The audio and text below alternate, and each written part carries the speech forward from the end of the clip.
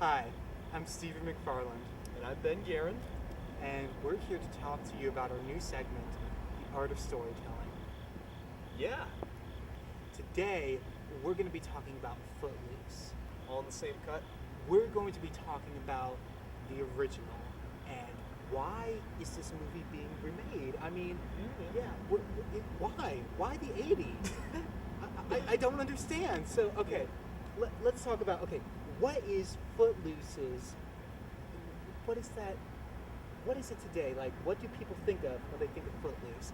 I think the majority of people will say that it's kind of this, it's just this fun, cheesy, very lighthearted teeny bopper movie.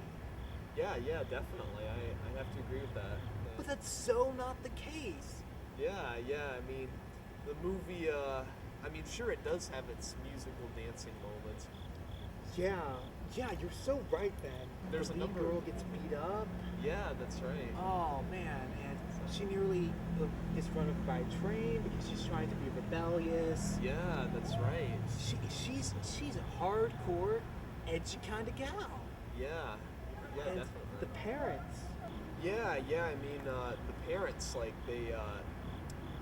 there's definitely a tension between the parents and the students that's very obvious throughout the whole movie. As soon as Ren comes to Beaumont, I mean, you almost feel it you almost feel it coming out of the movie, and it really doesn't get resolved until the end. I mean, it's an ongoing conflict, and I think that's still very relevant today because, I mean, it seems like there's always going to be that culture clash, where the older generation, the younger generation, trying to understand each other, coming from different points in life, different perspectives, and I think that's why the conflict between the parents and the younger generation is still relevant today because of that dynamic.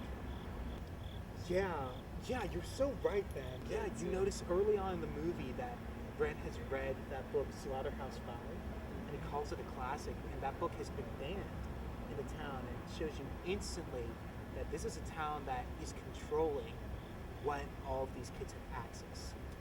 Yeah, it's kind of this tension between a stereotypical Bible Belt community with this younger generation of sorts. Yeah, and you really understand when you're watching the movie why they want to dance. Yeah. I mean, that sounds really corny saying that out loud, but it's true. You get that sense. Most of Yeah. kind of like the backstory is told in dialogue, and that's all that needs to be done. You discover the backstory along with Brett Yeah. throughout the course of the movie, and that's really cool. And then the end dance sequence, I mean, who doesn't clap along? Come on, I know you do. Don't lie. Oh yes, a lot of people tend to get up whenever they see that last sequence. But I'd probably give it a 3 because it was definitely lighthearted. I mean, it wasn't like a really deep epic or something, but it definitely dealt with some relevant issues. It was very real in a sense. Despite it being so such a musical dance-filled movie. It definitely had some significance to it, and especially if you're a young person too. I mean, it's a very, very interesting movie to watch. So yeah, I'd probably rate it a 3. oh, my rating for the original Footloose, I agree with Ben. I would give it a 3. I think it's a really solid movie.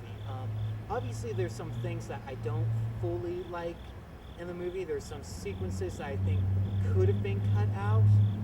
But the thing is that most of it is really good, and the music really does fit it. It fits it in like this weird type of capsule for the 80s, but the themes that it talks about are still relevant today. What is keeping this movie that is obviously very deep and has so many themes that are so relevant and culturally relevant at that today? It's the music. the music still really lives in the 80s, and it's that teeny bopper Yeah. sort of thing that everybody hates. It's yeah. And I think a lot of people consider it that clean, fun thing. Yeah, you're so right, Ben. They want to harken back to an older time when things were cleaner and more fun, you know. Yeah, no, Footloose was that was a rebellious movie, man. Yeah. I it mean, was. yeah, okay, the remake. Here's the deal with the remake. Now, obviously, as we've discussed, the things that are discussed in the story, they're so culturally relevant, and Yeah. obviously there's some very good things that still, I mean, they relate to us today. Why will the remake be able to reach an audience the way that the original did? And my answer right now is no. Because the problem is that if you have that deep story, but you still have that corny 80s music, which was fine for the original, because that was the 80s. This is 2011. It's not going to flow because it's going to be an uneven movie. And those are the worst kinds of movies because they have so much potential to be great, but there's something that's holding them back. It's going to be a very uneven piece. Okay, could you cut it?